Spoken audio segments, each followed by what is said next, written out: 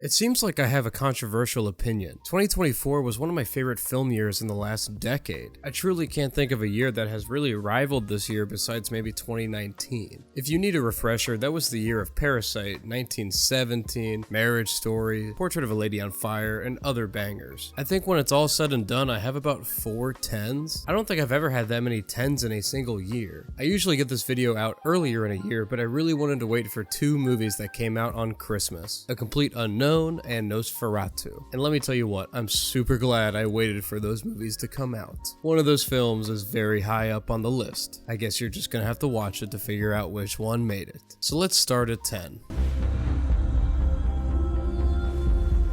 A film that came out all the way back in March seems like forever ago, but I did not forget. I was looking forward to a new Rose Glass movie ever since Saint Maud, an excellent religious horror film. This movie, on the other hand, stars Kristen Stewart, a gym employee that falls for a bodybuilder, played by Katie O'Brien. Little does the bodybuilder know, her new girlfriend is involved with some nasty crime. Just an absolute blast of a film. I jumped out of my seat when it said Clint Mansell did the score. He does most of Aronofsky's films. I mean, come on, the Black Swan composition makes me levitate every single time. It's a beautifully dense and jam-packed script about the brutality and stupidity of love. It is also a very visually striking film, and we need more Ed Harris playing wackos. I loved him in A History of Violence, and I loved him just as much here. Also glad filmmakers are realizing that Dave Franco had all of the talent in the Franco family. Seriously, check out everything Dave Franco has done. He is so much better than his brother. I especially like his work on this show called Easy on Netflix. An absolutely bananas and surreal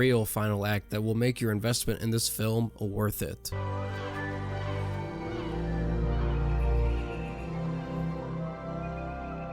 A Wild Robot is the latest DreamWorks film to hit theaters, and honestly, I've been out of the animation game for quite some time. The only animation I've really watched recently are some Studio Ghibli films within the last few years. Not much new releases in this genre besides The Boy and the Heron. Man, am I glad I went to see The Wild Robot. A robot named Roz, who has crash-landed into the wild, is given the task of teaching a gosling to take flight for the migration. This film feels like a warm hug, a toasty hug. First off, the visuals are absolutely stunning. DreamWorks is still in peak form here. We tackle themes of love, family, community, and acceptance. Most importantly, we tackle motherhood. Hug your mothers, ladies and gents. I don't have much to offer here besides Matt Berry should do at least 20 voice acting jobs a month. You really are the most devious bastard in New York City. No one really does it like him, man. Nobody makes me laugh like him. He is an absolute wizard at voice delivery. Male bovine excrement. You're in trouble and you need my tree.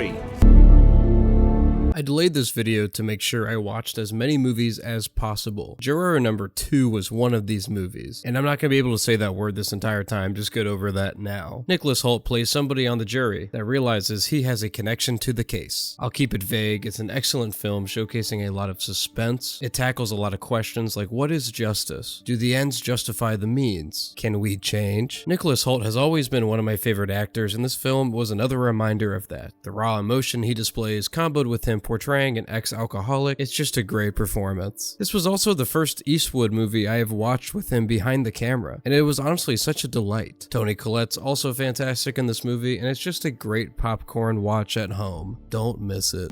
I'm sorry. There's no need to apologize to us. The only person you've hurt is yourself. You're the one that's contaminated. This movie won't win any Oscars like Poor Things, but man, am I glad it's out there. Yorgos finally decided to revisit his roots and make something closer to his earlier work, Kinds of Kindness. It's an anthology film with just an absolutely nutty cast. It's one of his most dense films in his entire filmography. Do not watch Kinds of Kindness with your parents. By the way, I ranked all of Yorgos Lanthimos' filmography in another video. It's like one of my favorite videos I've ever made. I'll link it here. All 3 of these stories are demonstrating, well, a kind of kindness. I think you get the gist. All 3 stories are about relationships and the abuse that comes along with these types of relationships. The reason I call this movie dense is because of how many subjects we tackle here. We visit love bombing, control, abuser dynamics, gaslighting, sacrifice, ownership, and much more. It's the most Yorgos a Yorgos film has ever been. I love the camera work in this film. We get tons of close-ups, and I love the black and white cinematography. Still have no idea who RMF really is, but that's why it's an awesome movie. I'm just gonna have to keep on watching and watching and watching to learn who this guy is and how RMF fits in with the thesis of this film. So I just watched Queer within the month, made a nice little review about it. Go see it. Awesome film. I'll keep it short here. Luca is one of my favorite directors. He's truly a visionary. Queer is based off of the Burroughs novel, which from my sources tell me is a little less abstract than what we got here. This film embodies loneliness. It speaks to wanting to be loved by someone who ultimately doesn't love you, which is why I really love the theme of telepathy being used. Daniel Craig embodies everything that this film is trying to demonstrate to the viewer. It's got a beautiful score from Trent Reznor, Atticus Ross. You've heard this before. Go see this movie. Go watch my review on it. It feels just like yesterday, watching Dune 2 with a large cherry Diet Coke in a full IMAX theater. The reason I mentioned drinking the soda is because I never drink soda during movies. There are certain films where I feel like you really need the authentic movie experience. You need to drink a large soda and you need to eat some popcorn. Dune 2 fits that bill perfectly. If I'm gonna be honest with myself, it would be hard for me not to label this as my favorite film-going experience of the year. Denis is still my favorite current director. The cast for this Dune feels a little more locked in for me. Maybe that's because I love Zendaya and I love the changes that Denis made with Chani's character as well. I love the Hans Zimmer score, specifically the romance score. I love the theatrics. I love Austin Butler going nuts in the Coliseum. I can really go on and on. It really did feel like when you walked out of Dune 2, you walked out of a movie you will be showing your nerdy kids in 20 years. I feel like nothing has ever felt more like a science fiction instant classic than watching this. It also feels universal. It hits every level of appeal for all audiences. You got women that want to see it for Timmy, you got nerds wanting to see it because, well, it's Dune, it's like the biggest science fiction book ever. You got dudes that want to see it for Zendaya. Everyone's got their reasons. I'm a little bit of all three. It's worth the rewatch. I've seen it about 3 times since it released. Side note, I do want Denis to exit the Dune business and return making his own stuff. Nothing against you, Denis, just don't want you forever gone to Arrakis. So how does a little movie by a trans director beating out Dune for a straight white dude like me? I've rewatched both movies and I am confident in putting this movie over Dune. Obviously very wild to remotely try and compare these two films, but when we are talking profound effect, which is the key component to me that elevates a movie, this movie simply has it. Maybe this movie came at the perfect time in my life, but the density brought by Jane Schonenbrunn here is something not to be trifled with. If you haven't seen I Saw the TV Glow, 2 dorky kids bond over a TV show, one kid eventually disappears and reappears, and it turns into a big identity mess. That's the best way to put it for me. I'll start with the score. A24 really dropped some dough on this soundtrack, and it doesn't fall to the fate of, here are my favorite songs, now I will put them in the movie. Kind of what people claim Trey Edward Schultz does in Waves. The part of the movie that really gets me to buy in are when the 2 characters meet again and we get a long monologue, but we also get like a Sloppy Jane concert in the background, and it really starts to immerse you. Genuinely, one of the most gorgeous films of the year. I'm going to edit this portion trying to maximize all of the gorgeous shots because, man, it's not too late. I touched on this briefly before, but yeah, why does a movie that clearly seems like a trans allegory work on a straight dude like me? I mean, come on, there's even a scene where a guy is wearing a dress, then he looks happy. A scene where the guy is asked about his sexuality and he says, I like TV shows. I think that I like TV shows. I've always viewed this movie in a different light. The ending to me screams, seize the day harder than anything else for me. You're going to have a personal experience with this movie unlike me, and that's fine. Or maybe it will be like me, but I just wanted to be productive exiting this movie, and that is the profound effect I am looking for with cinema. Excellent stuff. Review on it.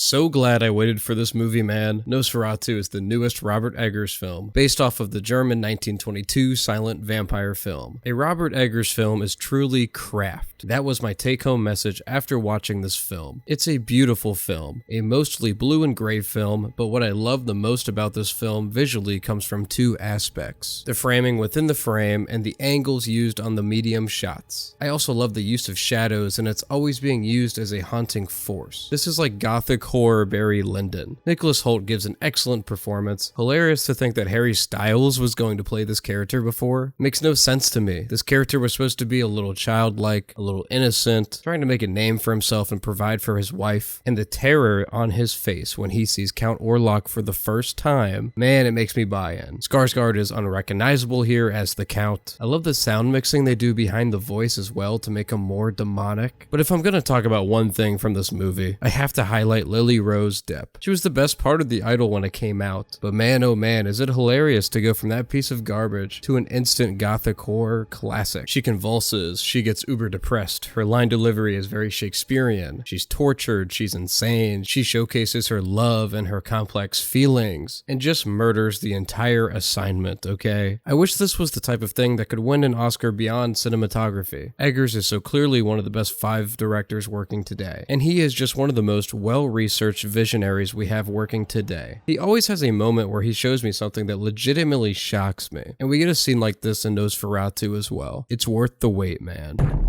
That will release another version of yourself. This is the substance.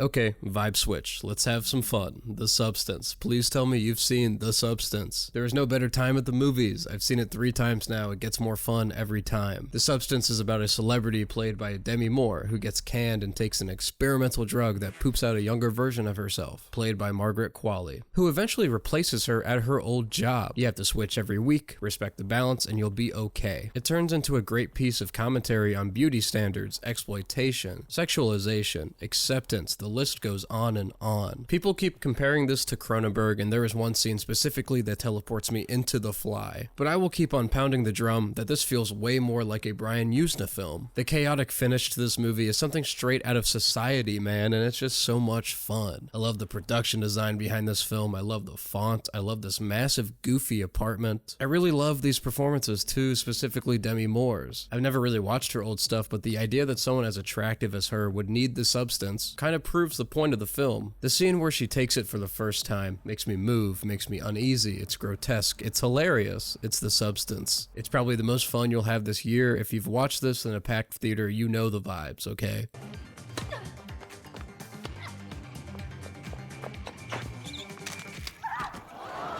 I think a lot of people are going to laugh at me for putting this at 1, especially if you don't know anything about Luca Guadagnino. People are going to say, your favorite film of the year is a love triangle tennis movie? Yeah, man, I got a poster hanging in my room and everything. I've watched this film about 4 or 5 times now. As an avid Luca fan, there are a lot of Luca-isms that feel mastered here. The one thing I keep coming back to with this film is the camera work. The amount of creativity complemented by the script is something that I haven't seen in a while. This movie could be made by someone else and just come and go, but it wasn't. It was made by Luca. I keep coming back to the finale because I'm very certain there are no 2 better minutes of film within the last 5 years. Just every single shot was executed to perfection. You can tell it was thoroughly storyboarded, and the one word that always comes to mind with Luca to me is vision. Apparently Luca actually doesn't storyboard like at all, so he just does all of that in his head. It's even more impressive. Any other director wouldn't get these performances to be this good. All 3 are talented actors, but at the end of the day, the director is like a coach in sports. They are the X factor and how much they can squeeze out of their talent. The cherry on top of this movie is the score. The 9 Inch Nail Boys have somehow made a soundtrack that will be on my Spotify Wrapped, I promise you that. If I'm gonna pick one of the 3 performances, I would love to pick Mike Feist. Ever since West Side Story, I wanted to see him in something more leading. This was the breakout performance I was looking for. Luca is really trying to contend with Denis Villeneuve as my favorite current working director. And that's the list. The only movie I'm really mad that I wasn't able to watch in time for this video was The Brutalist. Blame the studios. Why is it coming out like mid-January and it's an Oscar player? Let me know which movies I'm missing, and let me know what your favorite movie of the year is in the comments. I'll see y'all later.